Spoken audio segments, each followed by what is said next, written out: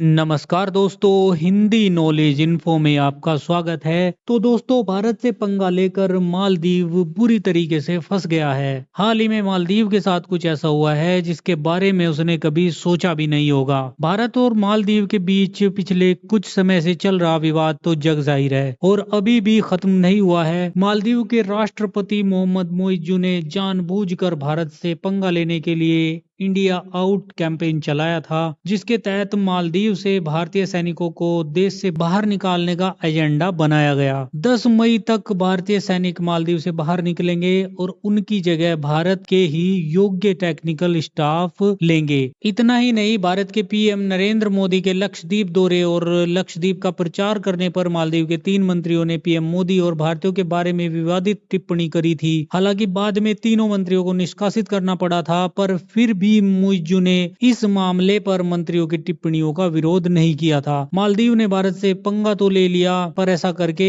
अब मालदीव खुद ही बुरी तरीके से फंस गया है। दरअसल अभी कुछ समय पहले ही एक रिपोर्ट आई है जिसके अनुसार मालदीव दिवालिया हो गया है।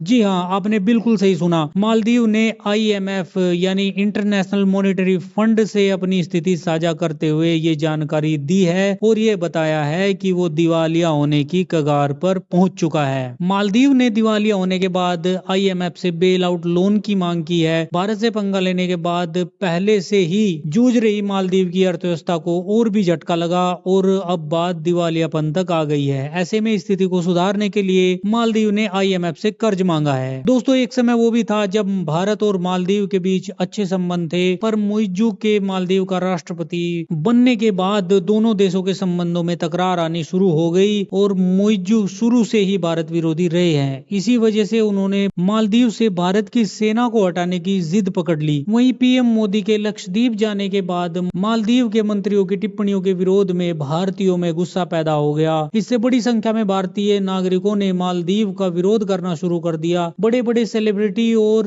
कई नामचीन लोगों ने मालदीव की ट्रिप कैंसिल करनी शुरू कर दी। भारत की कई ट्रैवलिंग कंपनियों ने भी मालदीव की फ्लाइट से लेकर होटल बुकिंग तक को रद्द करना शुरू कर दिया। इससे मालदीव के पर्यटन को बड़ा झटका लगा। पिछले साल तक मालदीव जाने वाले यात्रियों में भारत का स्थान सबसे ऊपर था, यानी कि भारत नंबर 1 पर था, पर अब इस मामले में भारत 5वें नंबर पर आ गया है। जनवरी में भारत से मालदीव जाने वाले पर्यटकों की संख्या में काफी गिरावट आई है और आगे भी ऐसा होना जारी रहेगा। और दोस्तों, सिर्फ पर्यटन में ही नहीं, मेडिकल, शिक्षा और दूसरी कई जरूरतों की चीजों के लिए भी मालदीव काफी हद तक भारत पर ही निर्भर रहता था। उस मामले में भी मालदीव को बड़ा झटका लगा है। हालात ऐसे हो गए हैं कि मालदीव को आपात चिकित्सा मामले में श्रीलंका से मदद मांगने के लिए मजबूर होना पड़ा है। पाकिस्तान जो खुद कंगाली से जूझ रहा है, मालदीव की मदद करने का प्रस्ताव दे रहा है। यूं तो चीन मालदीव की मदद कर सकता है, पर चीन की मदद मालदीव को आगे जाकर काफी भारी पड़ेगी। ऐसे में मालदीव ने भारत से पंगा लेकर अपने पैरों पर ही कुल्हाड़ी मार ली है। हालांकि आपका इस खबर के बारे में क्या मानना है, कमेंट करके जरूर बताइएगा और चैनल को अभी सब्सक्राइब नहीं किया है तो सब्सक्राइब जरूर कर लीजिएगा। Thank you so much for watching video.